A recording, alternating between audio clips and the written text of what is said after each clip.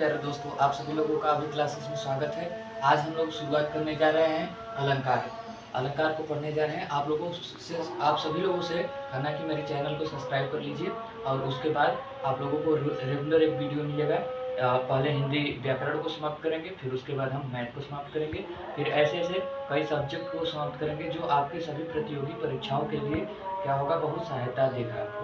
अब आते हैं अलंकार की बात करते हैं। अलंकार पढ़ने से पहले इसके पाठ्यक्रम के बारे में जानते हैं। अलंकार का पाठ्यक्रम हम लोग कैसे पढ़ेंगे? अगर हम अलंकार के पाठ्यक्रम की बात करें तो सबसे पहले इसकी ऐतिहासिक पृष्ठभूमि को पढ़ेंगे कि अलंकार का जन्म कहाँ से हुआ, इसके प्रवर्तक कौन है और इसकी संरचना क्या है। फिर उसके बाद अलंकार के प्रकार को हम जानेंगे, फिर अलंकार की संख्या जानेंगे कि इसके अनुसार कितनी है। इसी ऐतिहासिक पृष्ठभूमि को हम भूमिका भी कह देते हैं। पहले हम क्या समझेंगे, इसकी ऐतिहासिक पृष्ठभूमि, फिर उसके बाद अलंकार का शाब्दिक अर्थ समझेंगे कि अलंकार का शाब्दिक अर्थ क्या होता है, शाब्दिक अर्थ। उसके बाद इसी में शाब्दिक अर्थ में ही इसका परिभाषा समझेंगे। उसके बाद इसका विस्तृत प्रकार जो होगा, मतलब इसके प्रकार का जो होगा, प्रकार के विस्तृत वर्णन को हम लोग पढ़ेंगे। तो आज के वीडियो में हम आप लोगों को ऐतिहासिक पृष्ठभूमि पढ़ाने जा रहे हैं कि अलंकार का जन्म कैसे हुआ, अलंकार का प्रयोग कहाँ हुआ और अलंकार का प्रवर्तक किसे माना जाता है। अगर अलंकार के ऐतिहासिक पृष्ठभूमि से पहले हम शाब्दिक अर्थ को समझ लेते हैं कि अलंकार का शाब्दिक अर्थ क्या होता है। अलंकार का शाब्दिक अर्थ समझने के लिए अलंकार की संरचना को समझना बहुत जरूरी है। अलंकार की संरचना क्या होती है आप लोगों को समझेंगे। अगर अलंकार की संरचना को हम देखें तो अलंकार दो शब्दों से मिलकर बना होता है, जिसे कहते हैं अलम प्लस कार से। अलम प्लस कार से, इस अलम प्लस कार में जो है ये व्यंजन संधि है। आप लोगों को संधि का भी एक अच्छे से क्लास आएगा, उसमें आप लोगों को सभी संधि को एकदम इजी तरीके से समझाया जाएगा। अब अलम का मतलब क्या होता है, यहाँ से कोई अर्थ निकल के नहीं आया। अलम का मतलब होता है आभूषण, आभूषण या गहना। और फिर कार का मतलब होता है करने वाला, करने वाला। अब यहाँ तक देखें तो आभूषण गहना करने वाला, अभी तक अर्थ ऐसा निकल के नहीं आया, तो हम इसको एक और आगे स्टेप बढ़ा लेते हैं।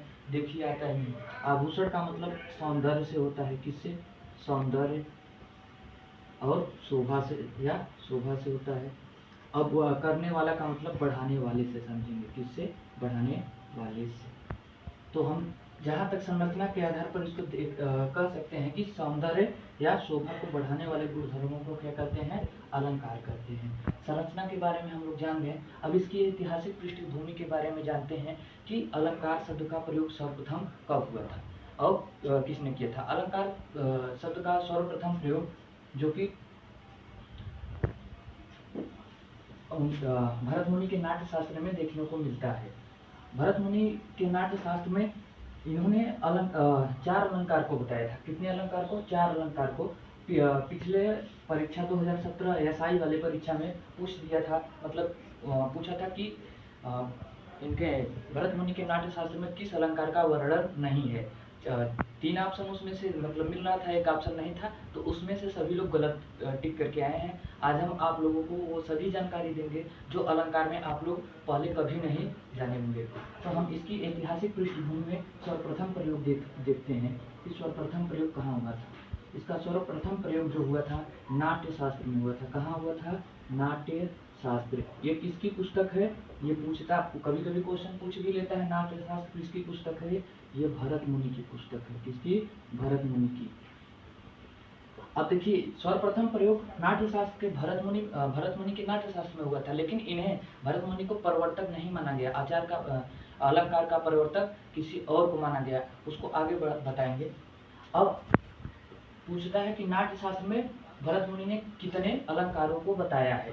तो भरत मुनि ने नाट्य शास्त्र में चार अलंकार को बताया। कितने अलंकार को, चार अलंकार को। आप लोगों को चारों का नाम याद रखना है कि पहला अलंकार उन्होंने बताया था उपमा अलंकार। कौन सा अलंकार, उपमा। दूसरा अलंकार उन्होंने बताया था रूपक अलंकार। क्या, रूपक अलंकार। तीसरा उन्होंने बताया था उपमा, रूपक और यमक बताया था। कौन सा अलंकार? यमक। अब चौथा आप लोगों को नहीं पता, और चौथा में ऑप्शन दिया था, मतलब ऐसे करके ऑप्शन दे दिया, निम्नलिखित में से नाट्य शास्त्र में कितने अलंकार का वर्णन देखने को मिलता है? दिया था उपमा, रूपक, यमक और यहाँ मतलब यमक, यहाँ पर एक और मतलब भरने में के लिए दे दिया था, यहाँ पर दूसरा। तो सभी लोगों को नहीं पता था कि इसमें भरना क्या है। तो चौथा जो अलंकार था वो दीपक अलंकार था। कौन सा अलंकार था? दीपक अलंकार। तो बहुत लोग यहीं पर क्या करते हैं, गलती कर देते हैं कि दीपक अलंकार के बारे में पता ही नहीं था, वो लोग दूसरा क्वेश्चन मार्क के आ जाते हैं। तो आज से आप लोग जान गए कि भरत मुनि के नाट्यशास्त्र में 4 अलंकारों का वर्णन देखने को मिलता है। पहला कौन? उपमा, रूपक, यमक और दीपक अलंकार। अब इसके और आगे की बात कर लेते हैं। ये तो अलंकार की सर्वप्रथम प्रयोग के बारे में हम लोग जान गए, कहाँ हुआ था और किसने किया था। अब इसके और आगे बारे में जानेंगे कि इसके अलंकार के प्रवर्तक किसे कहा जाता है। क्या प्रवर्तक किसे कहते हैं? तो 6वीं शताब्दी के लगभग 6वीं शताब्दी के लगभग एक हिंदी के वैज्ञानिक थे जिनका नाम था आचार्य भामह। आचार्य भामह ने ही क्या किया था? आचार्य भामह को क्या माना जाता है? प्रवर्तक माना जाता है। किसका? आचार्य भामह को क्या किसका प्रवर्तक माना जाता है? भाई लोग, आप लोगों को पता होगा अलंकार का प्रवर्तक किसे माना जाता है? आचार्य भामह को। अब आचार्य भामह ने क्या कहा था? इनकी एक पुस्तक का नाम है काव्यालंकार। क्या? कौन सा अलंकार? काव्यालंकार। इन्होंने उस पुस्तक में 38 अलंकारों की व्याख्या की थी। कितने अलंकारों की व्याख्या? 38 अलंकारों की व्याख्या। अभी तो आप लोग सीधा पढ़े होंगे अलंकार, शब्दालंकार, अर्थालंकार और डायरेक्ट आप लोगों को अनुप्रास श्लेषय से करके ऐतिहासिक पृष्ठभूमि से आप लोग बहुत कम परिचित होंगे। आप लोगों को मेरे वीडियो में या मेरे सभी क्लासेस में ऐसे ही सभी चैप्टरों का ऐतिहासिक पृष्ठभूमि आप लोगों को मिलेगा, जो कि यूपी टेट, सुपर टेट और यूपीएसआई की सभी प्रतियोगी परीक्षाओं में क्या करता है? ऐतिहासिक पृष्ठभूमि से प्रश्न उठा देता है, तो कोई नहीं कर पाता, छोड़ के आ जाते हैं। तो प्रवर्तक कवि किसे माना जाता है? आचार्य भामह। आचार्य भामह की पुस्तक का क्या नाम था? काव्यालंकार। कौन सा अलंकार? काव्यालंकार। काव्यालंकार में इन्होंने कितने अलंकारों की संख्या बताई थी? काव्यालंकार में आचार्य भामह ने 38 अलंकारों की संख्या बताई थी। अब अगर हम इन्होंने एक परिभाषा भी दिया था। कभी कभी क्या करता है ना, डायरेक्ट परिभाषा को ही पूछ देता है कि आचार्य भामह की परिभाषा क्या थी। 4 ऑप्शन देगा, उनमें से एक ऑप्शन आचार्य भामह जी का होगा। तो आप लोगों को उनकी परिभाषा का भी याद रखना है, जिसे काव्य शास्त्रीय परिभाषा बोलते हैं। कौन सा? काव्य शास्त्रीय परिभाषा। तो क्वेश्चन पूछ देता है कि सर्वप्रथम अलंकार का काव्य शास्त्रीय परिभाषा किसने दिया था? तो आप लोगों का जवाब होना चाहिए आचार्य भामह। क्या होना चाहिए? आचार्य भामह। आचार्य भामह की पुस्तक का नाम काव्यालंकार। काव्यालंकार में उन्होंने कितने अलंकारों को बताया? 38। अब आ जाते हैं काव्य शास्त्रीय परिभाषा पर। काव्य शास्त्रीय परिभाषा क्या होता है हम देखेंगे। काव्य शास्त्रीय परिभाषा, और आप लोग भी कमेंट करिएगा कि आप लोगों को इससे मतलब इस वीडियो से पहले आप लोगों को ऐसी जानकारी मिली थी। अगर नहीं मिली थी तो कोई बात नहीं, अगर मिली है तब भी कमेंट कर दीजिए, और उसके बाद हमें कमेंट करके बताइएगा। मैं अपने वीडियो में कुछ सुधार लाऊंगा और अच्छे तरीके से पढ़ाने का कार्य करूंगा। अब आ जाते हैं काव्य शास्त्रीय परिभाषा में। इन्होंने बोला था अलंकार काव्य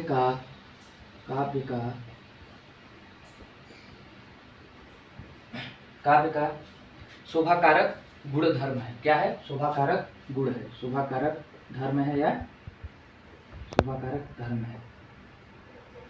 यही परिभाषा इनकी है आचार्य भामह जी। क्या थी? अलंकार काव्य का शोभाकारक धर्म है। ये परिभाषा किसने दिया?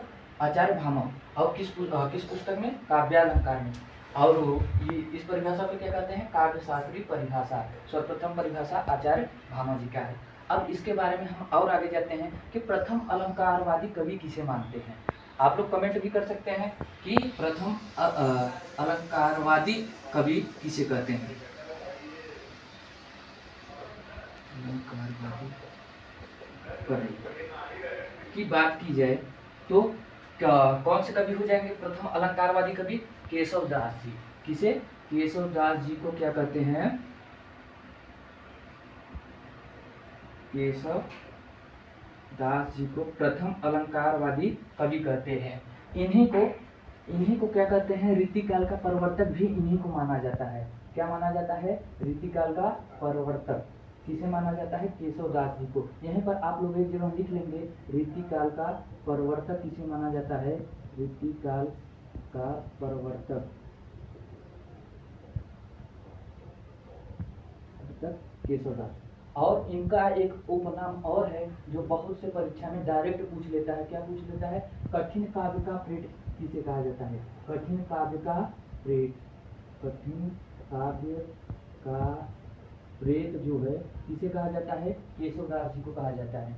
यहाँ तक आप लोगों को अभी तक ऐतिहासिक पृष्ठभूमि में जहाँ तक उम्मीद है मुझे बहुत अच्छे से समझ आई होगी। अब हम जान लेते हैं अलंकार को किसने सातवां अंग माना था, मतलब अलंकार को किसने वेद का सातवां अंग माना है। फिर उपमा अलंकार को किसने क्या जननी, सभी अलंकारों का जननी कहा है। फिर वैज्ञानिक विवेचन किसने किया था। अगर अलंकार का वैज्ञानिक विवेचन पूछे कि अलंकार का वैज्ञानिक विवेचन किसने किया था, तो आप लोगों को बता देना है, एकदम आंख मूंद के बता देना है कि आचार्य उद्भट जी है। आचार्य उद्भट जी क्या किए हैं,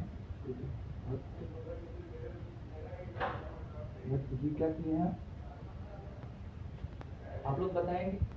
इस आचार्य उद्भट जी जो है वो क्या किए हैं, वैज्ञानिक विवेचन किए हैं। क्या किए हैं, वैज्ञानिक विवेचन। किसका भी विवेचन, किसका, अलंकार का।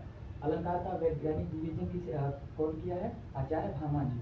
अब अलंकार को सातवां अंग किसने माना, मतलब अलंकार को वेद का सातवां अंग किसने कहा। ये भी क्वेश्चन पूछ देता है कि वेद का सातवां अंग किसे कहा जाता है, तो आप लोग बता देंगे अलंकार को कहा जाता है। और अलंकार को वेद का सातवां अंग किस वैज्ञानिक ने कहा, तो आप लोग बताएंगे राजशेखर।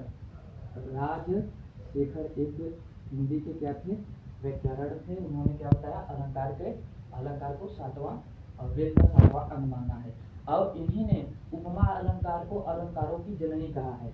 उपमा अलंकार को अलंकारों की जननी किसे कौन कहा है, उपमा अलंकार को अलंकारों की जननी, अलंकारों की जननी किसने कहा, राजशेखर जी ही ने कहा है। उसके बाद हम आ जाते हैं अलंकारों की संख्या पर। आप लोगों को अभी अलंकार के भेद नहीं पढ़ा रहे हैं, अलंकार के भेद अलग होते हैं, अलंकार की संख्या अलग होते हैं। आज हम लोग क्या करेंगे, सिर्फ अलंकार की संख्या तक पढ़ेंगे। उसके बाद कल हम अलंकार के भेद पढ़ेंगे। फिर धीरे धीरे 2-3 वीडियो में अलंकार को एकदम अच्छे तरीके से समाप्त कर देंगे। और आप लोगों को सिर्फ सभी लोगों को एक बार वीडियो देखना है, उसके बाद आप लोगों को सिर्फ नोट्स बना के रिविजन कर लेना है। 100% अगर अलंकार से क्वेश्चन उठेगा किसी भी परीक्षा में, तो यहाँ से 100% आपको हूबहू प्रश्न देखने को मिलेगा।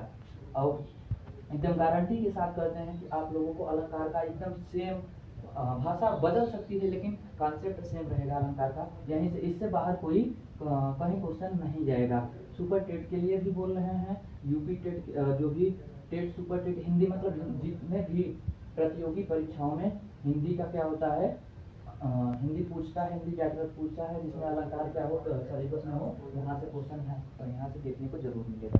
अब हम अलंकारों की संख्या की बात कर लेते हैं। अब अलंकारों की संख्या की बात करें तो अलंकारों की संख्या को निर्धारण हम निश्चित तरीके से नहीं कर सकते। क्यों नहीं कर सकते भैया, अगर कोई पूछ ले अलंकारों की संख्या कितनी है, तो आप लोगों का जवाब क्या होगा, आप लोग 2, 4, 6, 8, 10 बताएंगे। लेकिन कुछ नहीं, अलंकारों की संख्या आप लोगों को क्या करना है, बोल देना है कि नहीं, अलंकारों की संख्या ज्ञात नहीं की जा सकती। क्यों, क्योंकि आप किसके अनुसार पूछना चाह रहे हैं, तब उसके अनुसार हम अलंकारों की संख्या बताएंगे। अब हम आपको पहले ही बता दिए हैं, नाट्य शास्त्र में भरत मुनि ने अलंकारों की संख्या कितनी मानी थी, भरत मुनि ने कितने, 4। कितने माने थे, 4 माने थे। अब उसके बाद हम कुंतक महोदय का नाम आप लोग जानते हैं, उन्होंने अलंकारों की संख्या कितनी मानी है, 20 मानी है। कुंतक महोदय कितना माना है, 20। कितने अलंकारों की संख्या 20। और आचार्य भामा ने कितना माना है? आचार्य भामा आप लोगों को बता दिए, काव्यालंकार में इन्होंने क्या बताया है? काव्यालंकार में इन्होंने आचार्य भामा ने 38 अलंकारों का विवरण बताया है। तो भामा के द्वारा, आचार्य भामा के द्वारा कितना? 38। आचार्य इधर लगा देंगे भाई, आचार्य भामा के द्वारा 38 अलंकारों का देखने को मिलता है। अब आचार्य दंडी की बात करें तो आचार्य दंडी ने कितना बताया है भाई? आप लोगों को बताएंगे। आचार्य दंडी ने 39 अलंकारों को बताया है। कितने अलंकारों को? 39 अलंकारों को। अब आ जाते हैं आचार्य वामन के अनुसार। आचार्य वामन के अनुसार 32। अब कहेंगे सर आप क्या बता रहे हैं, इतना हमको पढ़ना होगा? नहीं, इतना हमको नहीं पढ़ना होगा। हमको सिर्फ कुल मिला के 12 या 13 अलंकार पढ़ना होगा, जिससे हमारे सभी प्रतियोगी परीक्षाओं में क्या हो जाए? काम आ जाए। जैसे अब 38 इनका, 39 इनका पढ़ने में दिक्कत होगी ना, तो हमें सिर्फ इनकी संख्या के बारे में जान लेना है। कभी कभी क्वेश्चन पूछ देता है कि आचार्य भामा के द्वारा क्या आचार्य भामा के द्वारा अलंकारों की संख्या कितनी है? 2, 4, 38, 39। तो आप लोग क्या करेंगे? 38 पर टिक करके चले जाएंगे। अब आचार्य वामन के अनुसार 32, फिर उसके बाद भरत मुनि 4, उन तक 20। अब इसके बारे और फिर आचार्य दंडी, एक यहाँ पर दंडी के अनुसार कितना है भैया? आचार्य दंडी के अनुसार 39 है। अब उसके बाद उद्भट जी आए। उद्भट जी ने कहा कि हर आप लोग इतने बताए हैं। उद्भट जी ने क्या किए? उद्भट जी 41 अलंकारों की खोज कर दी है। कितने अलंकारों की खोज? 41। अब मम्मट साहब का है, पीछे रहे, आचार्य मम्मट जी आए।